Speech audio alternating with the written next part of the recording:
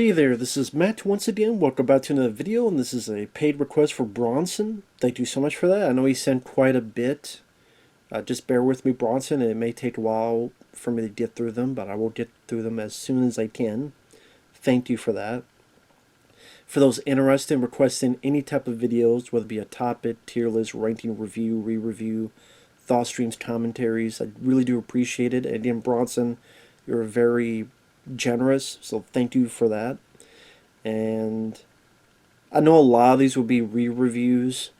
He said, which I did say, like I'm open to re-reviewing something because it could be have a different opinion, or maybe I could form my thoughts a bit better this time around, or something else in between. So feel free if people wish to do that. But this is on Edward Scissorhands from 1990. Now this is a point where Tim Burton was pretty much at the on top of the world, because Pee-wee's Big Adventure came out, that was a hit, and then Batman was a phenomenon. After Batman, he could pretty much do anything he wanted. I know studios wanted him to do a sequel to Beetlejuice, they wanted him to do Batman Returns already, but he's like, well, I want to do this film, which was maybe a bit of a gamble. It wasn't a huge blockbuster of a film, but it's definitely a film that came out and people did enjoy, people did like, and of course called Edward Scissorhands. Now, I thought, even when I first saw it, it was a pretty solid fairy tale with some really good art direction, capable cast, and has a bit of a whimsical nature to it, sometimes a bit of an innocence to it. And it's not a Tim Burton film I rewatch a whole lot. I would not put it in my top 5 Tim Burton films. They would be like Batman and Ed Wood and Sleepy Hollow, among other stuff, but Beetlejuice. But it's still a fairly good one. And the cast, Johnny Depp, which at the time he was doing 21 Jump Street, he really wanted to get away from that image of being the teen star, that Teen Beat magazine cover, that whole stuff going on. So he did a few films to try to break out of that image. He worked with John Waters. Was it Crybaby? I think that's what it's called. He did this film, which is a different type of movie, where he had a little bit of dialogue, but it's more about his body language and then the makeup to do a bit of the acting. And I will say, like, his eyes, when you watch the film, Johnny Depp really showcased with his eyes that sense of naivety, innocence, and just confused, lost, sometimes a bit scared, and definitely a look that made you feel sorry for the character and what it was going through. Well, I mean, it is not a person, as you come to find out, but you still feel sorry for him, I'll put it that way. Other people, I mean, I know, before I go on, the studio were thinking of Tom Cruise, but that didn't work out. I think Tom Cruise wanted a happier ending, and Tim Burton was looking for someone else. There are a few other people, Tom Hanks, but I think he went to do Bonfire of the Vanities, which that definitely didn't work out for him, because that was a notable bomb. Gary Oldman, he said he didn't understand it. He read the script, but then when he saw the film, within 2 minutes he understood. But just reading the script, he didn't get it. But I thought Johnny Depp was the right choice, so it worked out. Diane Wiest, which she was the mom in The Lost Boys. She's been a lot of other stuff.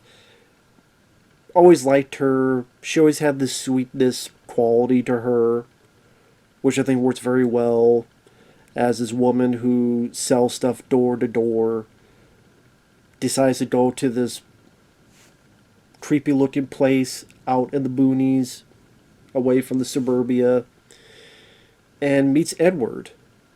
And she has such a loving quality to her heart, the character, and maybe the actress as well, that without much of a second thought brings him home. I mean, you see a guy wearing what looks like a gimp outfit. I mean, with this black outfit, looks like he's ready for the S&M bars, and he's got scissors for hands that would make Freddy Krueger blush.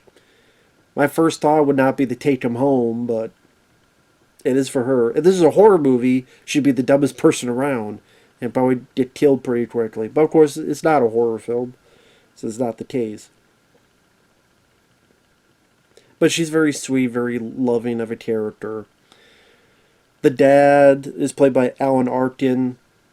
Always liked him as an actor. Rest in peace to him. He was good in The Rocketeer. I'm on a variety of other movies he was in. And again, I like that his character is also accepting as well. They didn't make it where he's a judgmental prick or anything of the sort. So he's a guy that wanted to relate to and talk to Edward, and another likable persona. They have a son who thinks Edward looks really cool and wants to bring him to show at school. And then they have a daughter played by Winona Ryder, who will eventually be the love interest. And of course, she had worked with Tim Burton on Beetlejuice. And Edward is instantly smitten with her and how she looks. At this point, she's going out with this douchebag jock played by Anthony Michael Hall, which was interesting to see because he didn't play that role a whole lot, at least by that point, because he was known as the nerd. He was in 16 Candles, he was in The Breakfast Club, he was in Weird Science, and he was the nerdy guy. And then after that, he tried to do different things, and it didn't really work out. He was in that film Out of Bounds, which I thought sucked. And I know during that film, apparently he was a dick because he wanted to be like Clint Eastwood. And it's like, come on, dude. Like, you're fucking Anthony Michael Hall. You ain't Clint Eastwood. And then he wanted to do different things. What was that movie? Johnny Be Good he was in that no one watched. No one gave a fuck about. What was that? Hail Caesar. That's another film no one gave a fuck about. He was in that. I think that's what it was called. And it's the only success he really found around this time was being the supporting role in this film as the douche. And Anthony Michael Hall I do like as an actor. Hell, I like him in The Dead Zone. Well, actually, for Christmas, I got the DVD set, which has all the seasons in there. I'd like to rewatch that sometime, because I'm a fan of... I remember... I don't like that it didn't have a definitive ending. That's what I don't like about it. But I did like the show. I do want to revisit that show sometime, but... Yeah, I think that's a really good show. My point is, from what I've heard, he's a dickhead in real life. Like, getting fights with his neighbor and just being a douchebag dick. So it seems like this was him playing himself from the stories I've heard about him. The dirtbag. Trying to think, is there other people? There's people in town. A thing I do like about the film is the score fits very well with Danny Elfman, who had done Tim Burton's Batman and Beetlejuice, among others. And the art direction, the look of the house, the way Edward looks, with the big scissors and the makeup that he's got these stars on, because he's cut himself. The look of the suburbia, which seems to be stuck in this 1950s vibe, where all the houses are bright yellow or baby blue, and the lawns are freshly cut. It's like out of a 1950. It's like out of a sitcom from the 50s if it was in color. And so it's a very stylized look of the film to really show that it's not quite in the real world. To probably give more of that fairy tale feel to it.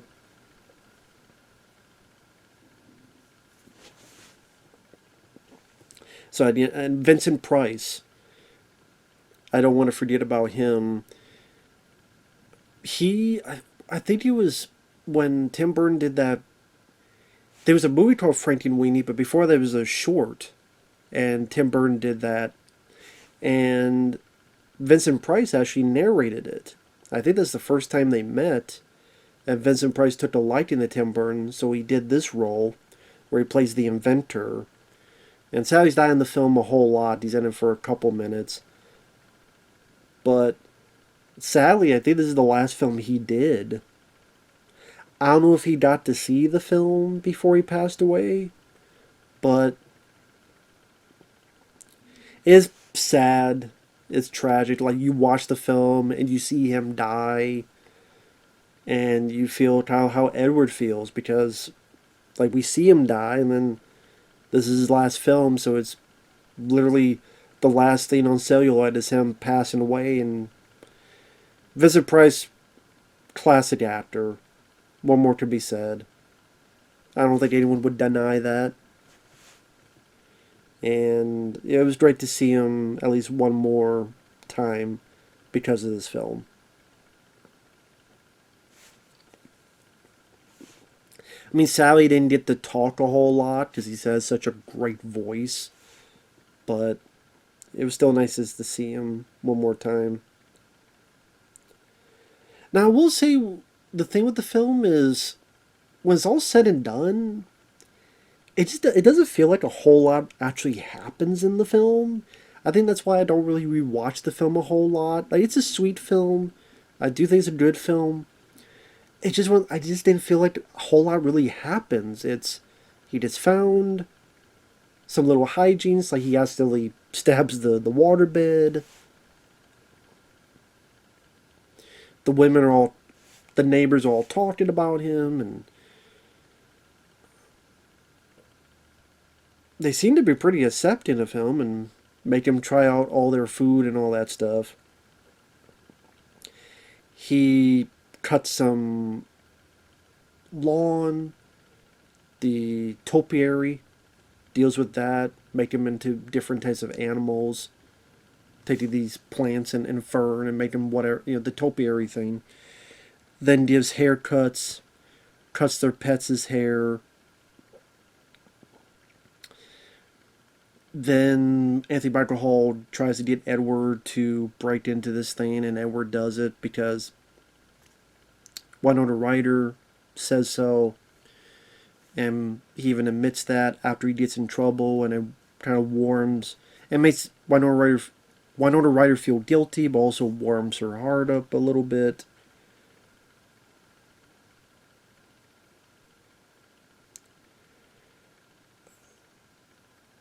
He does this ice sculpture that creates all this snow, and she stupidly puts her fucking hand up.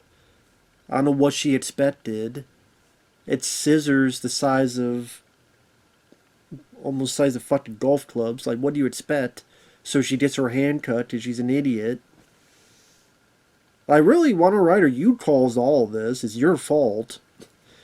Like, you made him do this thing because Anthony Michael Hall said so, which got Edward in trouble. Then you're like, oh, here's this fucking... It's like, oh, here's a chainsaw. Let me do the YMCA in front of it. Oh my god, I got cut? Really? No shit. What do you expect?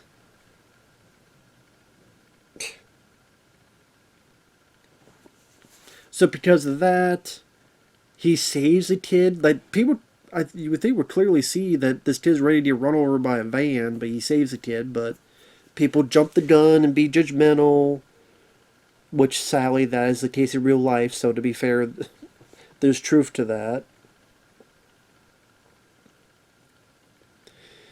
Then pretty quickly, there's a lynch mob. They chase after him. Winona Ryder finds him at his old place. Anthony Michael Hall gets there, being a dirtbag, trying to beat him up. Try to beat up Winona Ryder, and Johnny Depp stabs him, pushes him out the fucking window to his death, which he deserved. And then Winona Ryder lies and says they both died. Granted, you think a cop would go in or a group of cops would go in and check. Also, you would think, where's the body? Like, wouldn't they be a bit weirded out? Like, hey, we didn't find a body, so maybe he didn't die. Because, yes, maybe a guy with scissors for hands, maybe he would be tougher to kill. So maybe you think he's dead, but lady, but we're going to double check because we haven't found a body yet. But apparently that's not how it works in this movie, in this universe. Yeah, we didn't find a body, but we'll take your word for it. Okay. Now, granted, even they could say, well, maybe you saw them and maybe you thought they were dead, but still, I don't know. We found his body. We didn't find his body, so I don't know. You're not supposed to think about it, I guess. And then the bookends of the movie, the beginning and the end, is this woman telling a story, and you find out it's one of the writer who's much, much older, telling her, I don't know if it's her daughter or granddaughter, this story. And you see that Johnny Depp's character is still there, making the ice sculpture, the snow. And it's the tragic thing that it's a love story, but they can't be together. And because Johnny Depp's character is not human, he can't age.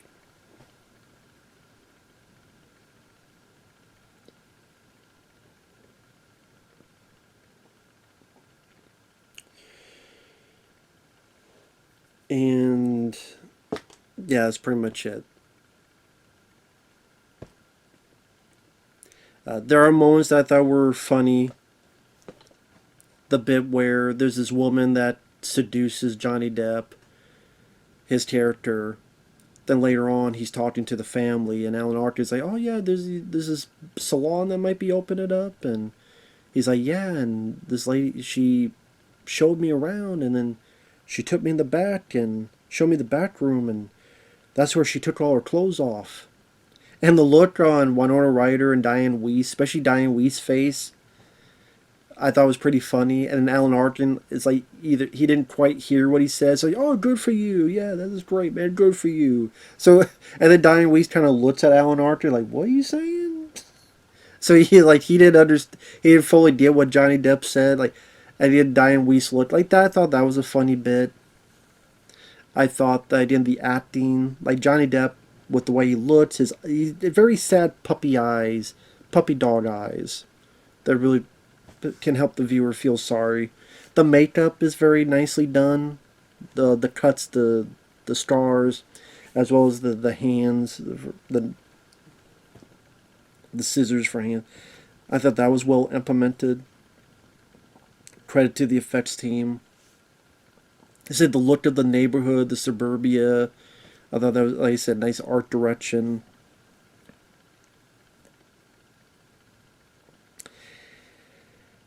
Again, it's not the most eventful, not the most action-packed movie.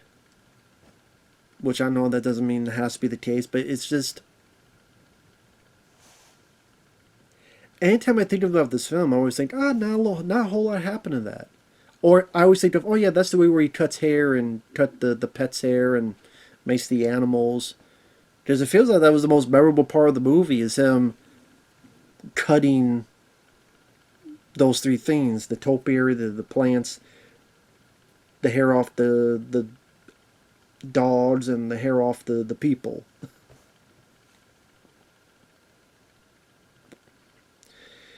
So I don't know if the love story, like, it worked fine, but maybe because of the circumstances, they couldn't really push it that far. It's pretty much like her, oh yeah, there's snowing, and then she gets cut, and then feels bad for him, and like I said, so I don't know, I don't know how to put it. I think, like, compared to other love stories, where there's a lot more to do, where they could be close to each other or kiss. Like, there's not a whole lot of that stuff in this. But I mean, as is, it has a semblance of Beauty and the Beast type of thing. And overall, I do think it's a good film. It's a good film. It's. I'm surprised They never tried to do a sequel. I know there was it a Super Bowl ad? I want to say it was with Timothy Chalamet.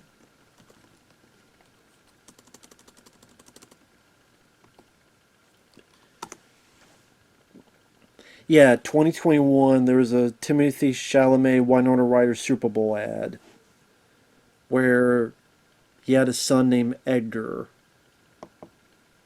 So I guess the son was made.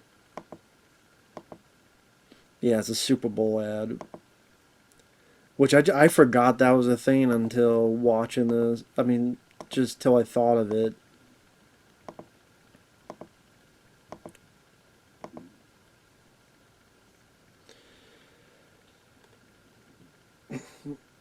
So yeah, take that for what you will.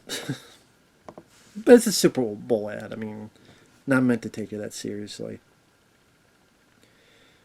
Although there's a point where it's like they did a Crocodile Dundee. I'm like, really? Like, of all the things you do with Crocodile Dundee, like, this is what you do as a Super Bowl ad? Like, all this money wasted, you have, like, a good special edition. Anyway, that's a whole other thing. But yeah, Edward Scissorhands, pretty decent film. So, thanks for watching. Take care. And we'll see you guys in the next video. Bye-bye.